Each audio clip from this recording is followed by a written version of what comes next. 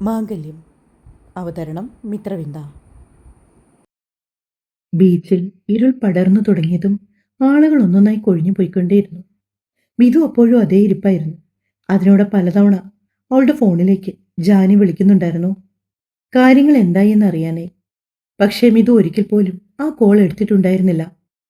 തുടരെ തുടരെ തന്റെ ഫോണിലേക്ക് കോളുകൾ വരാൻ തുടങ്ങിയപ്പോൾ മിതു ഫോൺ സൈലന്റിലാക്കി വീണ്ടും ബാഗിലേക്ക് ഇട്ടുകൊണ്ട് അതേ ഇരിപ്പിരുന്നു.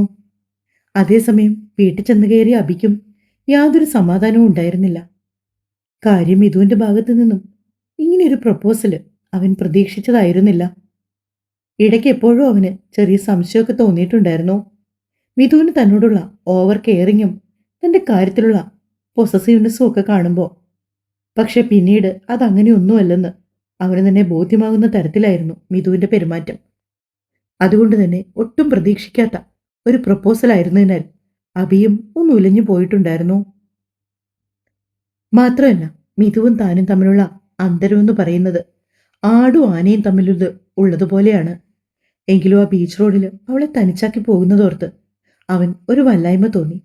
അവളെ വിളിച്ച് കാര്യങ്ങൾ അന്വേഷിക്കണമെന്ന് തോന്നിയെങ്കിലും അവൻ ഒടുക്കം വേണ്ടെന്ന് വെച്ചു. ഏകദേശ സമയം 7 അരയോടായപ്പോഴാണ് മിഥു പതിയെ അവിടുന്ന് എഴുന്നേറ്റ് ഹോസ്റ്റലിലേക്ക് പോകാനായി ഒരു ഓട്ടോ പിടിച്ചത്. മിഥുവിന്റെ മുഖമെല്ലാം കരഞ്ഞു ചുവന്ന് വീർത്തിരിപ്പുണ്ട്. അതുകൊണ്ട് തന്നെ ഹോസ്റ്റലിലെത്തി ആർക്കും മുഖം കൊടുക്കാതെ മിഥു ധൃതിയിൽ തന്നെ റൂമിലേക്ക് കയറിപ്പോയി. മുൻപ് മിഥുവും ജാനിയും കൂടി ചേർന്ന് ഷെയർ ചെയ്യുന്ന റൂമായിരുന്നത്. ജാനി പോയ ശേഷം ആ റൂമിൽ മിഥു ഒറ്റയ്ക്കായിരുന്നു. എപ്പോഴും തനിച്ചുള്ള താമസം അവൾക്കൊരു ബാധ്യതയായിരുന്നെങ്കിലും ഇന്നെന്തോ അതവൾക്കൊരു ആശ്വാസമായി തോന്നി. ഒറ്റയ്ക്കിരുന്നൊന്ന് കരയണമെന്ന് തോന്നി മിഥുവിന്. വല്ലാത്ത വീർപ്പുമുട്ടലോടെ അവൾ അകത്തേക്ക് കയറി. ബെഡിലേക്ക് ചെന്ന് കിടന്നത് മാത്രമേ മിഥുവിന് ഓർമ്മയുണ്ടായിരുന്നുള്ളൂ. കരഞ്ഞ് തളർന്ന് മെല്ലെ അവളുടെ മിഴികൾ അടഞ്ഞു. ഫോൺ സൈലന്റിനായിരുന്നതിനാൽ ജാനി വിളിച്ചത് മിഥു അറിഞ്ഞില്ല. ഏറെ നേരം മിഥുവിനെ വിളിച്ചിട്ട് കിട്ടാതായതോടെ ജാൻവിക്ക് വെപ്രാളം കൂടി. എന്നാലോ അഭിയെ വിളിക്കാനുള്ള ധൈര്യവുമില്ല. അന്നല്പം വൈകിയായിരുന്നു ജഗൻ വീട്ടിലേക്ക് വന്നത്.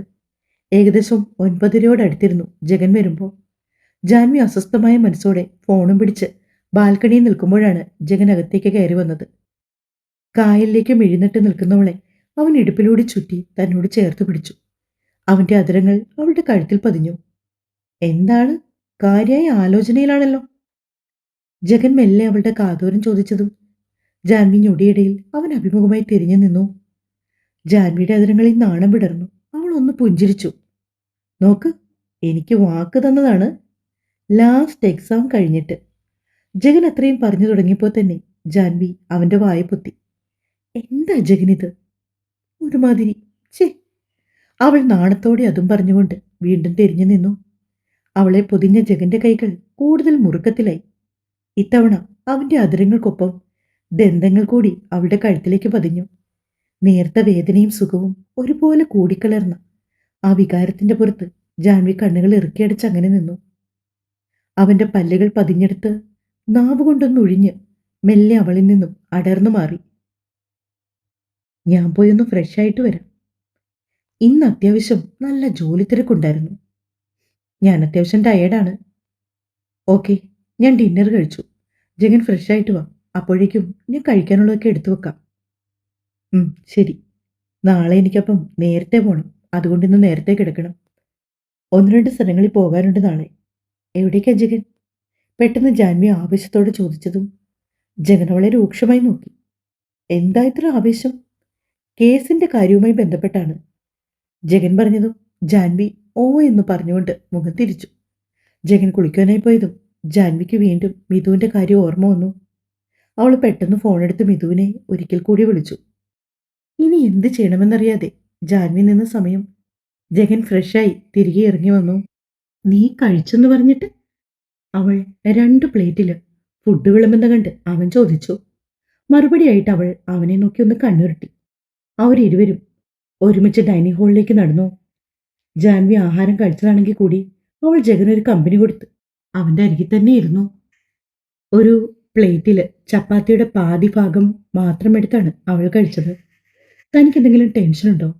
ജാൻവിയുടെ മുഖത്തെ വല്ലായ്മയിലേക്ക് നോക്കിക്കൊണ്ട് ജഗൻ ചോദിച്ചു. ഏയ്, ടെൻഷനൊന്നുമില്ല. എന്തുപറ്റി ജഗൻ? ജാൻവി മുഖത്തെ വെപ്രാളം മറച്ചു വെച്ചുകൊണ്ട് അവനെ നോക്കിയൊന്ന് വിളക്കിനെ ചിരിച്ചുകൊണ്ട് തിരിച്ചു ചോദിച്ചു.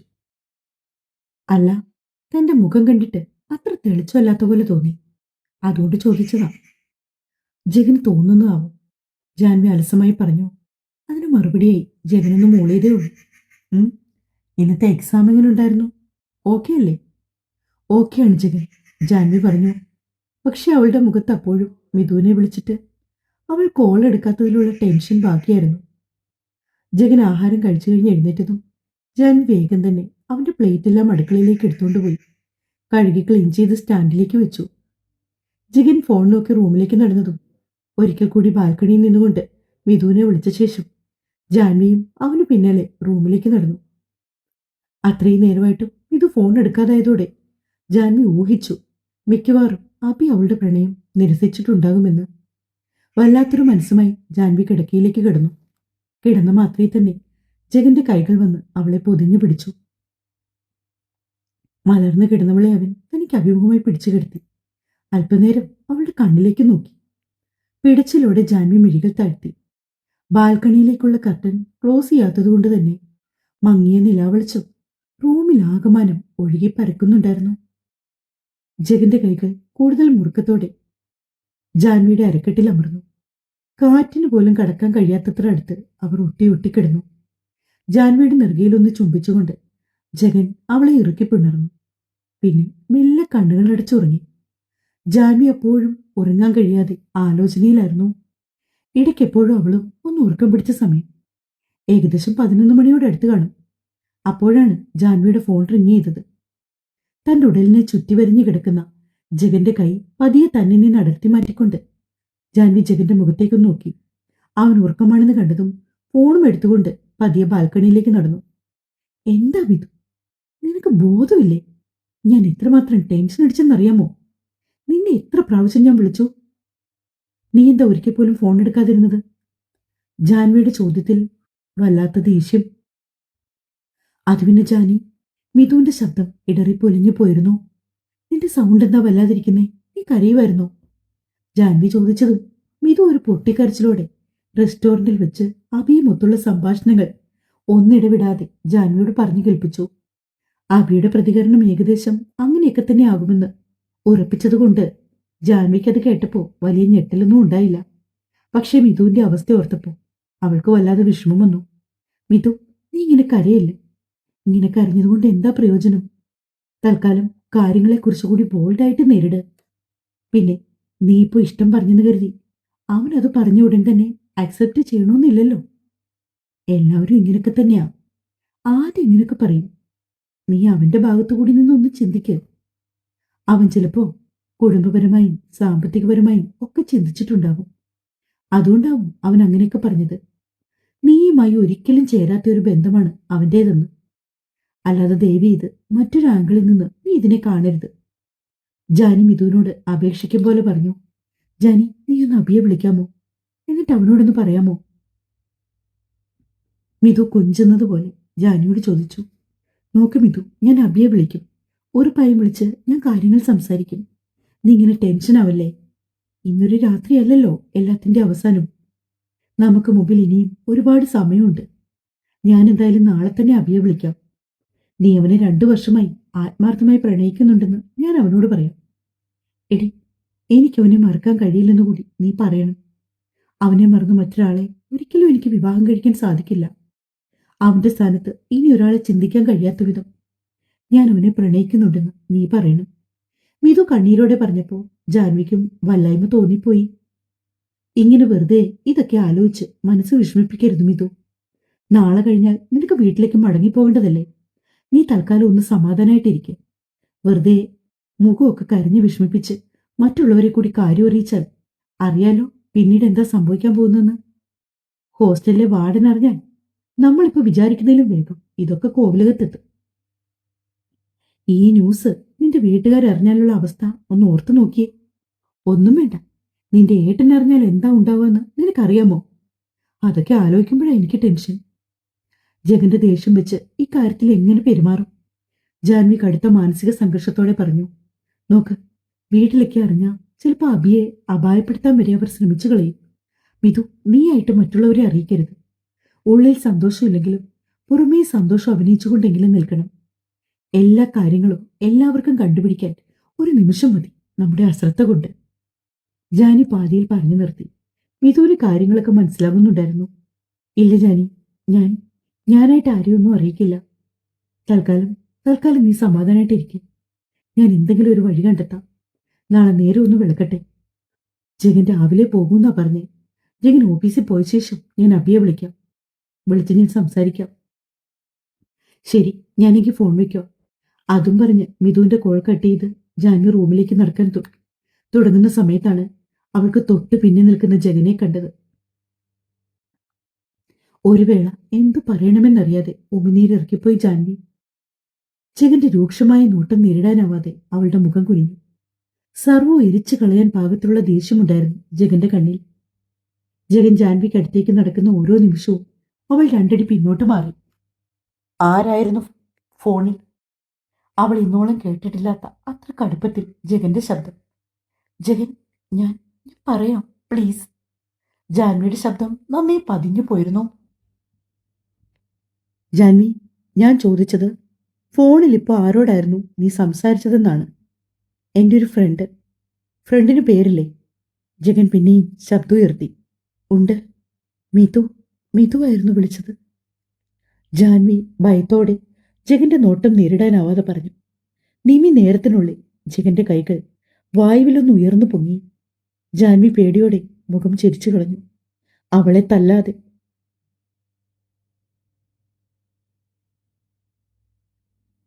അവൻ ശക്തിയോടെ കൈ താഴേക്കിട്ടു. ജാൻവിയുടെ കണ്ണുകൾ നിറഞ്ഞൊഴുകി. ഉറക്കത്തിനിടയിൽ എപ്പോഴോ ജഗൻ വാഷ്റൂമിൽ പോകാൻ എഴുന്നേറ്റ നേരത്താണ് അറിയുന്നത് ജാൻവി അടുത്തില്ലെന്ന്. കണ്ണെത്തിച്ച് ബാൽക്കണിയിലേക്ക് നോക്കിയപ്പോൾ കണ്ടു അവൾ അവിടെ നിൽക്കുന്നത്. ജഗൻ ബാത്റൂമിലൊക്കെ പോയി ഫ്രഷായി ഇറങ്ങി വന്നിട്ടും ജാൻവി തിരികെ വരുന്നില്ലെന്ന് കണ്ടതും അവളെ വിളിക്കാനായി അവിടേക്ക് ഇറങ്ങി ചെന്നപ്പോഴാണ് മിഥുവുമായിട്ടുള്ള ജാൻവിയുടെ സംഭാഷണം മുഴുവനും അവൻ കേൾക്കുന്നത്. ഒരു വേള ദേഷ്യം കൊണ്ട് അവന്റെ കടപ്പല്ലുകൾ ഞെരിഞ്ഞമർന്നെങ്കിലും അവരെന്താണ് പറയുന്നതെന്ന് കേൾക്കാൻ അവൻ ക്ഷമയോടെ തന്നെ അവിടെ കാത്തുനിന്നു. അതുകൊണ്ട് തന്നെ ജാൻവിയുടെ ഏകദേശ സംഭാഷണങ്ങളെല്ലാം കൃത്യമായി തന്നെ അവൻ കേട്ടു. ജഗൻ, ഞാൻ എല്ലാം പറയാം. ജാൻവി ജഗന്റെ മുഖത്തേക്ക് നോക്കി. ഇനി നീ ഒന്നും പറയണ്ട ജാൻവി. പറയാനായിരുന്നെങ്കിൽ നിനക്ക് മുൻപ് ഒരുപാട് അവസരങ്ങളുണ്ടായിരുന്നു. പക്ഷെ നിന്നെക്കുറിച്ച് ഞാൻ ഇങ്ങനെയൊന്നും പ്രതീക്ഷിച്ചിരുന്നില്ല. പലപ്പോഴും ഞാൻ നിനക്ക് വാണിംഗ് തന്നിട്ടുള്ളതാണ്. എന്നിൽ നിന്ന് എന്തെങ്കിലും മറച്ചുവെച്ച് എപ്പോഴെങ്കിലും ഞാനായിട്ട് അതൊക്കെ ചികഞ്ഞെടുത്തു കഴിഞ്ഞാൽ അനുഭവിക്കാൻ പോകുന്ന ഭവിഷ്യത്തിനെ പറ്റി.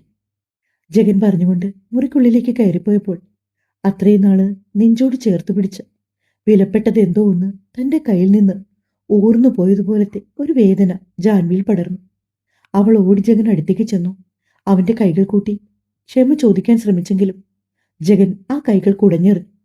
അവളിൽ നിന്ന് അല്പം മാറി നിന്ന് ജാൻവി ഞെട്ടലോടെ ജഗനെ നോക്കി നിൽക്കുകയാണ്. ജഗൻ, പ്ലീസ്, ഞാൻ പറയുന്നൊന്ന് കേൾക്ക്. ജഗൻ ചിന്തിച്ചു വെച്ചിരിക്കുന്നത് പോലെ ഒന്നുമല്ല കാര്യങ്ങൾ. ജഗനവളെ കൈയുയർത്തി തടഞ്ഞു. വേണ്ട ജാൻവി, മിഥു അഭിയുമായി പ്രണയത്തിലായിരുന്നു എന്ന കാര്യം നിനക്ക് നേരത്തെ അറിയാമായിരുന്നോ ഇല്ലയോ? ജഗൻ, ഞാനത് അറിഞ്ഞത്. ജാൻവി പറഞ്ഞു തുടങ്ങിയതും ജഗൻ രൂക്ഷമായൊരു നോട്ടം കൊണ്ട് അവളുടെ വാ അടപ്പിച്ചു കളഞ്ഞു. നോക്ക് ജാൻവി, എനിക്ക് കൂടുതൽ എക്സ്പ്ലനേഷൻസ് ഒന്നും വേണ്ട. അറിയാമായിരുന്നോ ഇല്ലയോ? രണ്ടിലൊന്ന്, യെസ് ഓർ നോ. എനിക്കറിയായിരുന്നു. ജാൻവി പതിഞ്ഞ സ്വരത്തിൽ പതിയെ പറഞ്ഞു. ജഗൻ ദേഷ്യത്തോടെ മുറിയിൽ നിന്ന് ഹോളിലേക്ക് പോയി. ജാൻവി അവന്റെ പിന്നാലെ ചെന്നെങ്കിലും അവൻ ഓഫീസ് റൂമിൽ കയറി വാതിൽ ശക്തിയിൽ വലിച്ചടച്ചു. ജാൻവി കുറച്ചേറെ നേരം വാതിലിൽ തട്ടി വിളിച്ചു. ജഗൻ, പ്ലീസ് വാതിൽ തുറക്ക്. ഞാൻ എല്ലാ സത്യങ്ങളും പറയാം ജഗൻ. പ്ലീസ് ജഗൻ, എന്നോട് ഇങ്ങനെ പെരുമാറരുത്. എത്ര വിളിച്ചിട്ടും അവൻ വാതിൽ തുറന്നില്ല. നിറഞ്ഞൊഴുകിയ മിഴികൾ അമർത്തി തുടച്ചുകൊണ്ട് ജാൻവി ലിവിംഗ് റൂമിലെ സോഫയിലേക്ക് വന്നിരുന്നു. കരഞ്ഞു കരഞ്ഞ് അവളുടെ മുഖമെല്ലാം വീർത്തു ചുവന്നു. മെല്ലെ എപ്പോഴോ ആ സോഫയിൽ ചാരി ജാൻവി മയങ്ങിപ്പോയി. കാലത്തുണർന്ന ജാൻവി ഞെട്ടലോടെ ചുറ്റും നോക്കി. തുറന്നിട്ട ബാൽക്കണി വഴി സൂര്യരശ്മികൾ അവിടെ ആകമാനം വെളിച്ചം പരത്തി. ജാൻവി ജഗന്റെ ഓഫീസ് റൂമിന്റെ വാതിൽ തള്ളി തുറന്ന് അകത്തേക്ക് കയറി. ജാൻവിയുടെ മിഴികൾ അവിടെ ആകമാനം ജഗനെ പരതി. അവിടെയൊന്നും അവനില്ലെന്നറിഞ്ഞതും അവളൊരു ഭ്രാന്തിയെപ്പോലെ സ്വന്തം റൂമിലേക്ക് ഓടി. അവിടെയും ജഗനിൽ നിന്ന് കണ്ടതോടെ ജാൻവി തലയ്ക്ക് കൈയും കൊടുത്തുകൊണ്ട് സോഫയിലേക്ക് വന്നിരുന്നു. അവൾ ക്ലോക്കിലേക്ക് നോക്കി. സമയം 8 മണി. കിച്ചണിൽ പോയി നോക്കിയപ്പോൾ കണ്ടു കോഫി ഉണ്ടാക്കി കുടിച്ചതിന്റെ ലക്ഷണങ്ങൾ. ഉറപ്പായും ജഗൻ പോയിട്ടുണ്ടാവുമെന്ന് ജാൻവി ഊഹിച്ചു. തളർച്ചയോടെ അവൾ അടുക്കളയിലെ വെറും നിലത്തേക്ക് പടഞ്ഞിരുന്നു പോയി. പല ആവർത്തി തന്നോട് ചോദിച്ചതാണ് ജഗനിൽ നിന്ന് എന്തെങ്കിലും ഒളിക്കുന്നുണ്ടോ എന്ന്. അന്നെങ്കിലും സത്യം തുറന്നു പറയേണ്ടതായിരുന്നു താൻ. അന്നൊരു പക്ഷേ തന്റെ വായിൽ നിന്ന് ജഗനത് അറിഞ്ഞിരുന്നെങ്കിൽ ഇത്രയും പൊട്ടിത്തെറിക്കില്ലായിരുന്നു ജഗൻ. കുറ്റബോധത്തിൽ ജാൻവിയുടെ മനസ്സ് നിറയെ. പെട്ടെന്നെന്തോ ഓർമ്മ വന്ന പോലെ ജാൻവി ധൃതിയിൽ ലിവിംഗ് റൂമിലേക്ക് ഓടി. സോഫയിൽ അവളുടെ ഫോണുണ്ടായിരുന്നു. ജാൻവി ഫോണെടുത്ത് ജഗൻ എന്ന് സേവ് ചെയ്തിരിക്കുന്ന നമ്പറിലേക്ക് കോൾ ചെയ്തു. 2-3 ബെല്ലടിച്ച ശേഷം ബിസി എന്ന് പറഞ്ഞതും ജാൻവിക്ക് മനസ്സിലായി അവൻ തന്റെ കോൾ കട്ട് ചെയ്തുവെന്ന്. വാശിയോടെ അവൾ പിന്നെയും വിളിച്ചു. 2-3 പ്രാവശ്യം. അപ്പോഴൊന്നും ജഗൻ കോൾ എടുത്തില്ല. ജാൻവി കടുത്ത ദുഃഖത്തോടെ സോഫയിലേക്കിരുന്നു. ഇനി എന്ത് ചെയ്യണമെന്ന് അവൾക്ക് യാതൊരു എത്തുംപിടിയുമില്ല. മരവിച്ച മനസ്സോടെ അവൾ ആ ഇരിപ്പിരുന്നു. സമയം കടന്നു പോയിക്കൊണ്ടേയിരുന്നു. തുടരും. പനിയാണ്, അതാ സൗണ്ട് ക്ലിയർ അല്ലാത്തത്.